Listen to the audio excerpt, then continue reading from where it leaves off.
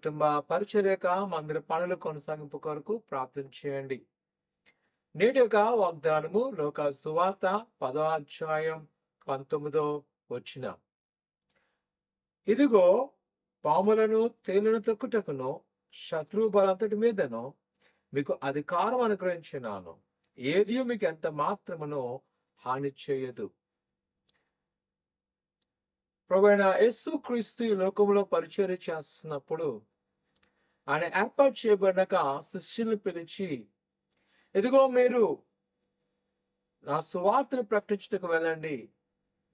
మీరు వెళ్తున్న సమయంలో మీ మీద అనేకమైన దాడి చేయొచ్చు.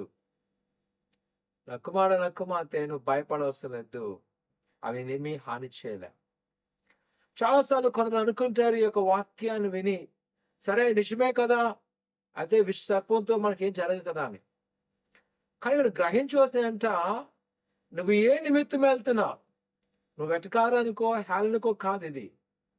ఎందుకనగా నేను ప్రత్యక్షంగా చూస్తున్నాను, సువార్త పరిచర్యకు వెళ్తున్నప్పుడు అనేకమైన అపాయకమైన పరిస్థితుల నుంచి, హానికరమైన విష సర్పాల నుంచి రక్షించబడ్డని గ్రహించున్నాను, చూసి ఉన్నాను. ప్రసంగమా ప్రియకుమార కుమార్తె, ఈ ఉదయకాల సమయంలో నువ్వు గ్రహించవలసిన విషయము ఏంటి అంటే, ప్రభువైన యేసుక్రీస్తు యందుగా నువ్వు నమ్ముకున్నప్పుడు నీ మీద ఎలాంటి శత్రుదాడి జరిగినా, నీకు ఎలాంటి ఒక అపాయకమైన పరిస్థితి ఉన్నా అవేవి నీ మీద హాని చేయవు.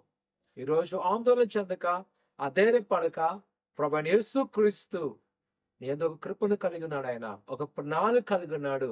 ఆ ప్రణాళిక లోబడు, ఆయన రక్షించును. ప్రార్థన చేసుకుందాం. పరిశుద్ధుడా దేవానికి ఉన్నాను.